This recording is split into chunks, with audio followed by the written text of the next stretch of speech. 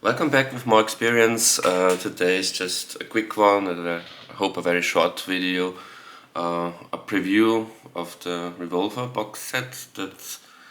While I'm making this video, it's still 1 week to go until it comes out at the end of October. The not 50th anniversary, it's not really an anniversary this time, it's just a deluxe box set for the Great Revolver album. If you've watched my Beatles ranking videos, you will know that this is my third favorite album, not just by the Beatles, but of all time. So of course I don't have to tell you much about the album, how much I like it. It's 14 tracks, masterpiece, plus the Paperback Writer Rain single on top. This would be like, or this is a 16 track pop perfection that the Beatles achieved in the summer of 1966, one could say, and a big leap forward. Rubber Soul was already a big leap forward. Mid-60s Beatles, each album was a quantum leap forward in pop music. So those are my general thoughts on the album, but now the 50th anniversary, I've ordered the CD, the deluxe box set, the 5 CD box set.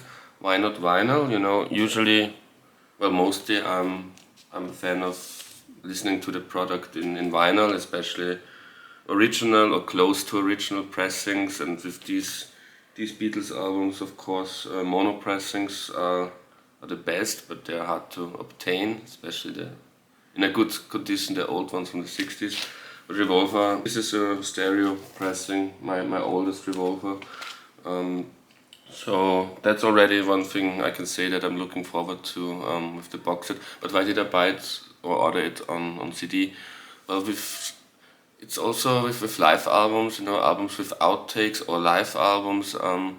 I prefer to listen to those on CD. I don't know why, but maybe it has to do something with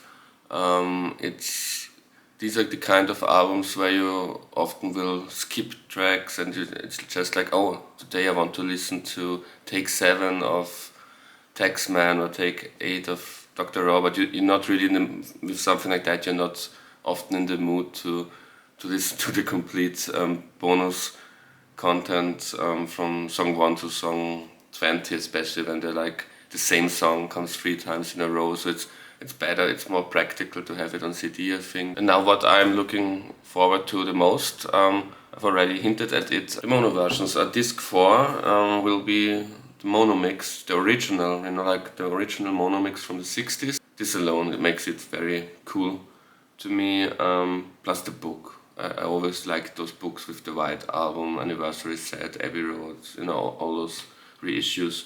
I think they are done very nicely with nice photographs, sometimes even photos you've never seen before, at least I, and nice essays and things like that. So it's not something that you, with these box sets, if we're honest, mostly you listen to them once or twice when you bought them, and then they go on the shelf, and usually they look nice on the shelf, but it's not like the thing you will listen to many times a year. But so it's cool to have the book and scroll through it, maybe read everything in it, or just pick out essays you want to read. And so it's like a thing that is the most fun when you're unboxing it and reading it or listening to it for the first time. That's, if we're honest, that's the magic of the box sets. After the first excitement, it's usually the back to the original. When you want to listen to the album again, you will listen again to the original version or some of the maybe the remasters from 2009 or something. Those are like the standard versions you listen to, and this brings me to what I'm looking forward to the least. It's, as always with the Beatles reissues, I don't like the Giles Martin remixes. I wouldn't need it. I know it's the big thing, the unique selling points in a way. Those mixes. I think this is something that many of a few Beatle fans are looking forward to, probably the most, or that you're really interested in. I always, dislike is almost not enough. I almost hated some of his remixes. And these are the only controversial things I've ever said on my channel, because the only time I got The only time I got quite negative comments was my review of the Let It Be 50th anniversary set, when I criticized the Giles Martin mixes, and this was the only time when in the comment section people were like, you don't know what you're talking about. But it's just my opinion. I like the Beatles to sound the way that they originally intended to sound. I like the original mixes. I'm a Beatle fan because I like the way those records sound. I don't need a remix, and if I would need a remix, just for a purpose of curiosity, then I probably wouldn't let Giles Martin do it. By all accounts, at interviews with him, he's a nice guy, and of course he's connected to the Beatle history through his father. But I think some of those remixes, the aesthetic, it doesn't do anything for me. Loud drums, loud bass, but not very defined bass, and sometimes, and important parts of mixes are very subdued, and things that you don't really need to hear, which are more like a psycho-acoustic thing. They're out of proportion, and there's not much subtlety in it. I think, again, it's just my opinion. I will listen to it when it comes out next week, and I haven't yet made up my mind on it. It's just what the past. It's my opinion of the remixes of the past. Maybe I will like this one, but I kind of doubt it. But I will give it a chance, of course. And then there's of course the outtake discs. In my case, with the 5 CD deluxe box set, it will be two discs of extras, not extras, but other versions of songs.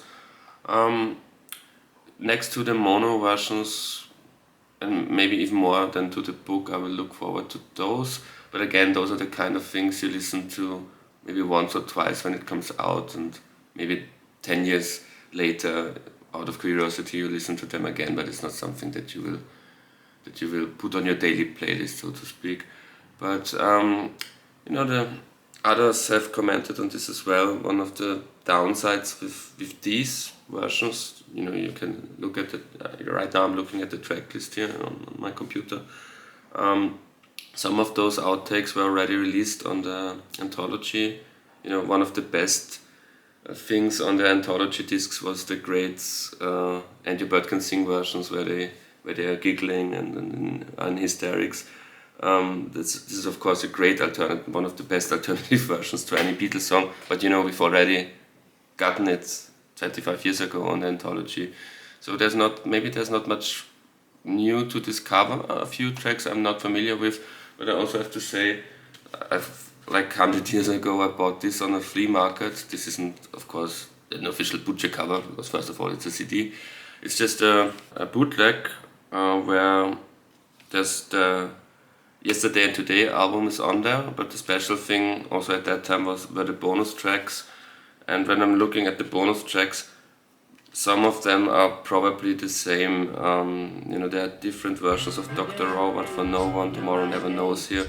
So I'm afraid, I don't know it, because they didn't, on this bootleg, they didn't really know which take of which song it will be. But, it could be that I already have most of the songs that will come out next week on this bootleg. I hope not. So, that will be interesting, how much new stuff this has to offer to me, the alternate versions. But one thing's for sure, I won't be disappointed with finally listening to the mono Revolver in good sound, in best possible sound quality, and the book will be nice. So I'm looking forward to that. One thing I wanted to show you, I'm not sure if it really has something to do with the subject of the video well, but here's a guitar I bought 4 or 5 years ago, and I bought it from Klaus Voormann. Here's the signature of Klaus Voormann. Of course, Klaus Voormann,